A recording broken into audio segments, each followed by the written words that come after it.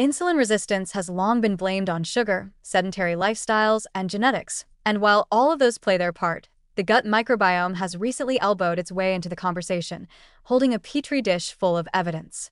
We're learning that insulin sensitivity isn't just about your pancreas and muscles anymore, it's about what your microbes are doing with your meals.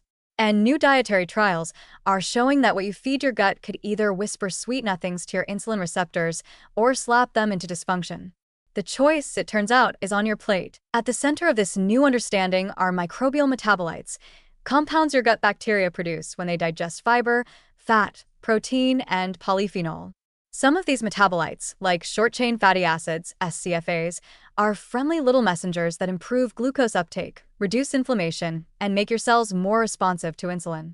But others, like lipopolysaccharides, LPS, branched-chain amino acids, BCAAs, and certain bile acid byproducts can actually promote insulin resistance, creating low-grade inflammation that dulls your cell's ability to respond to insulin signals.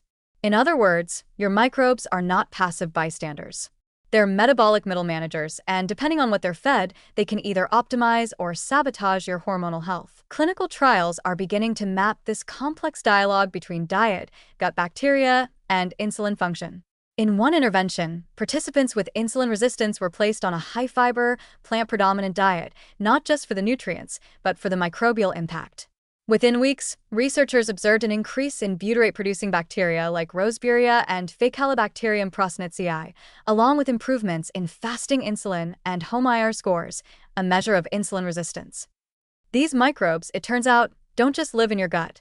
They directly influence how well your muscles, liver, and fat tissue respond to insulin. Meanwhile, other studies are finding that diets high in animal fat and low in fiber shift the microbiome in the opposite direction. Beneficial bacteria shrink, while LPS-producing gram-negative bacteria bloom. As these LPS molecules cross into the bloodstream, they trigger inflammatory cascades that interfere with insulin signaling. Even modest increases in circulating endotoxins can make insulin receptors sluggish, and that effect gets amplified when coupled with a standard Western diet. Basically, it's like pouring syrup into your metabolic machinery and wondering why it runs slow. What's fascinating and promising is how reversible this process can be. In one trial, simply switching to a diet rich in fermentable fibers and plant polyphenol altered microbial composition and reduced insulin resistance within a matter of weeks, even without weight loss.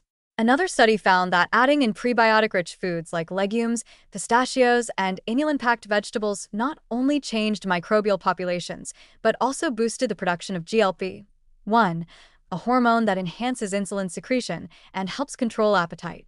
The participants didn't just get a gut upgrade, they got a hormonal tune-up, too. So, what do these findings mean for your plate? It's not just about cutting carbs or counting macros anymore. It's about feeding the microbes that keep your metabolism humming. When you choose foods that promote the production of SCFAs like butyrate, think whole grains, legumes, nuts, leafy greens, you're creating a gut environment that supports insulin sensitivity. When you overload on ultra-processed, low-fiber foods, you're encouraging a microbial shift that nudges your body toward insulin resistance, inflammation, and eventual metabolic burnout. Of course, this isn't to say that the microbiome is the only piece of the insulin puzzle, but it's clearly a piece we've been overlooking. And as more dietary trials confirm these links, the picture is getting sharper. The path to better insulin sensitivity might start in the colon, not the pancreas. It's a new frontier in metabolic health, one where your food choices ripple outward, not just to your waistline, but to the microbial universe inside you and the hormonal harmony you depend on. So the next time you're eyeing that snack, think not just about calories or carbs, but about who you're feeding in your gut and how they'll respond. Because the difference between insulin resistance and insulin resilience might be just a few bites and a few bugs away.